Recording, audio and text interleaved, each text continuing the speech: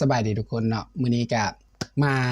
วิพากษ์วิจารณ์หนังหรือว่ามาวิเคราะห์หนังหรือว่ามาแนะนำบอกเกี่ยวกับเล่าถึงเรื่องราวของหนังที่เราได้เบิ่งมาว่าประสบการณ์ในการเบิ่งหนังมันเป็นจั่งใดนี่ก็จะมาเว้าถึงหนังเรื่องหนึ่งเนาะที่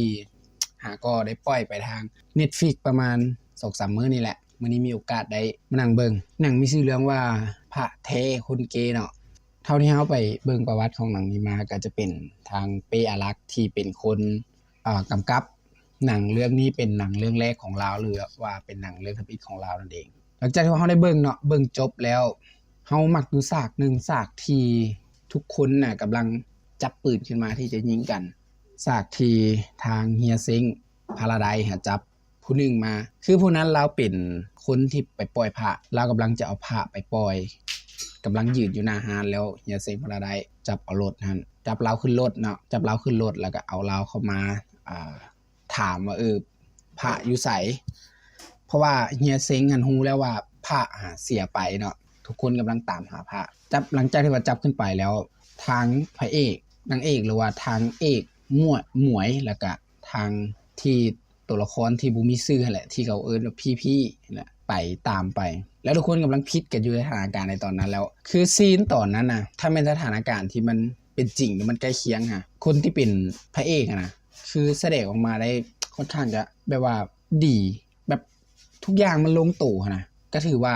หนังนี้เดี๋ยวเฮาสิไปเบิ่งคะแนนที่ก็เจ้าให้คะแนนกันก็หลายๆเพจหลายๆคนหลายๆค่ายหลายๆผู้ที่เขาเจ้าให้คะแนนนะก็บางคนให้ 7.5 บางคนให้ 8.5 เนาะเต็ม10บางคนก็ให้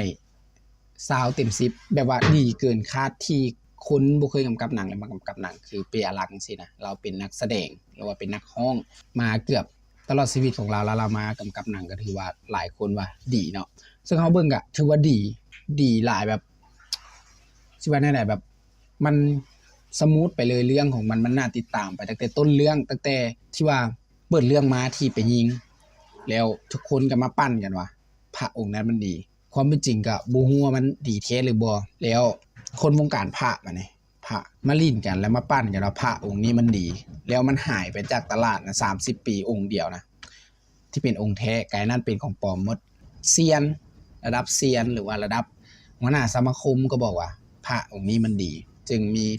ใบการันตีของพระว่าพระองค์นี้มันของแท้ของดีหลังจากที่ว่าพระมันหายไป30 ปีแล้วลูกชายของเราได้เอามาปล่อยก็บ่แม่นว่ามันสิจบเพียงแต่เท่านั้นนางเอกที่ชื่อว่าหมวยเอาพระก็พอดีมาเห็นเหตุการณ์ที่พระเอกกำลังจะไปปล่อยพระแล้วบอกว่าให้พระเอกเอาพระตัวนี้นะไปเข้าไปในการประกวดพระอยู่ที่สถานที่หนึ่งแล้วบังเอิญว่าเซียนพระ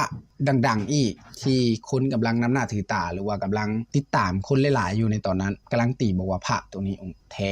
แล้ววันนี้คนลิ้นกันพระองค์นั้นที่มีคนจะซื้อแท้ๆก็คือมีหัวหน้าค่ายมวยคนหนึ่งเราจะซื้ออยู่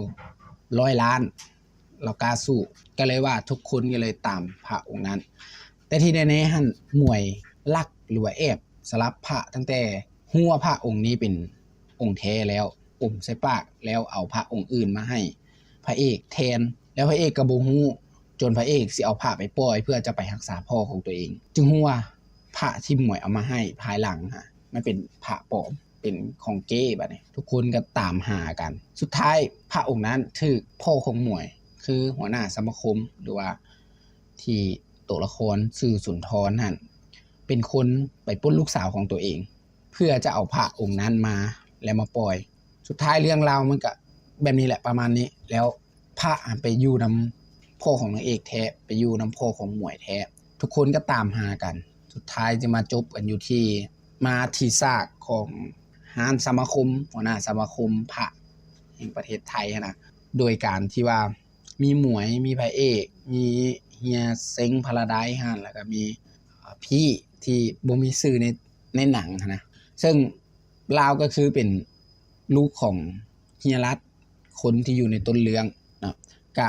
เพื่อจะมาตามเอาพระของพ่อตัวเองคืนจากพ่อของพระเอกที่เคยไปปล้นลาวในต้นเรื่องแล้วทุกคนก็ยิงกันตุ้มตามมาจบยังมันยิงเนาะเว้าเหตุการณ์ก่อนน่าจะยิงมีตำรวจมาคนนึงแล้วมาว่ามาปฏิบัติหน้าที่แต่ในความเป็นจริงอยากได้พระ เพราะว่าคนที่สร้างพ่อของพระเอกก็คือตัวลาวเองสร้างให้พ่อพระเอกไปปล้นเอาพระอยู่นำเฮียรัฐไปฆ่าเฮียรัฐแต่พ่อของพระเอกฆ่าแล้วบ่ฆ่าลูกลาวจึงกลับมานำเอาพระคืนแต่ลูกของเฮียรัฐน่ะเราจื้อแล้วเราจึงมาตามเอาพระคืนนำลูกของพ่อพระเอกก็คือมาตามมานำพระเอกในขณะที่คนยิงกันอยู่ในห้านน่ะ ทุกคนก็จะยิงกันอยู่ในห้านน่ะพระเอกเป็นคนเดียวที่รอดแบบก็ว่าบ่มีบาดแผลเพราะลูกของเฮียรัฐหรือว่าพี่ที่เขาเอิ้นกันในสร้างนะในหนังเป็นคนยู้พระเอกหรือว่าผลักพระเอกให้ล้มลงก่อนแล้วยิงบัดนี้กราดยิงไปหมดทุกคนกันยิงกันปังๆจนตายหมดทุกคนเหลือบ่เหลือใกล้จะตายคือเฮียเซ็งได้ซีบอกว่าองค์นั้นแท้พระเอกยังได้จับออกพระองค์นั้นแล้วหลังจากนั้นลูกของเฮียรัฐก็มีชีวิตขึ้นมาอีกบัดนึงฮึกขึ้นมาอีกบัดนึงแล้วมาจี้หน้าพระเอกปืนมาจี้หน้าแล้วบอกว่าเอาพระมาให้แต่พระเอกก็บอกว่าบ่ให้เพราะเป็นพระของพ่อพระเอกแล้วมันกำลังจะลั่นไกปืนยิงพระเอกแต่หมวยหรือว่านางเอกฮะลุกขึ้นมาก่อนแล้วยิงไปปังยิงก่อนแล้วพระเอกพระองค์นั้นแหละองค์ที่พ่อลาวมีแหละเฮ็ดให้ปืนบ่แตกหรือว่าลูกปืนหรือว่าปืนบ่มีปืนบ่แน่ใจเบื้องต้นยิงแป้งแก๊กเพราะว่ามันบ่มีลูกปืนเนาะแล้วจึงผู้นี้จึงแปลงปืนใหม่แล้วยิงปังไปแล้วบ่ถึกพระเอกแต่ว่าหมวยหรือว่านางเอกยิงใส่ก่อนผู้นั้นจึงว่าได้ตายไปแล้วหมวยหันปลายปืนเอามาใส่พระเอกจึงแล่นหนีแล้วทุกอย่างก็จบลงแจ้งตำรวจมาเคลียร์พื้นที่แล้วเป็นพระเอกคนเดียวที่บ่ได้รับบาดเจ็บแล้วหมวยก็น่าจะเสียสติในเหตุการณ์ในครั้งนั้นเพราะเป็นผู้หญิงแน่ได้นอนรถเข็นออกไปจากหนังแล้วก็พระเอกนั่งอยู่ท้ายรถแล้วพระเอกขายพระออกมาก็คือพระองค์นั้นแหละพระที่พ่อเราให้เหมือนพระพ่อเราให้เราไปรักกับพระพ่อเราคือพระองค์นั้นแหละสมเด็จนั่นแหละแล้วก็บ่ฮู้เนาะแล้วบุญหนึ่งหนังกำลังจะจบขึ้นedit ตัดมาภาพที่อีกบัดนึงมีสายโทรศัพท์เข้าก็คือเจ้าของค่ายมวยผู้ที่จะซื้อพระองค์นี้หรือว่าจะเช่าพระองค์นี้ตั้งแต่ทำอิฐแหละคือในมูลค่า100 ล้านบาทแล้วดังกะได้ตัดจบไปซึ่งเขาคิดว่าค่อนข้างที่จะบ่ค่อนข้างเฮ็ดได้ดีเลยหนังแบบมันเกินคาดหมายคาดหวังที่คนบ่เคยกำกับแล้วมากำกับเนาะแล้วในเรื่องก็มี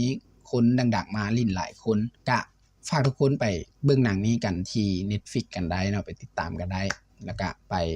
สนับสนุนเขาเจ้าซึ่งเขาก็ถือว่าเยี่ยมแล้วเขาจะมาวิเคราะห์หรือว่ามาสรุปหนังแบบนี้มาให้ทุกคนได้ฟังกันอีกเนาะสำหรับคลิปนี้ก็ซ้ำนี้ก่อนสำหรับ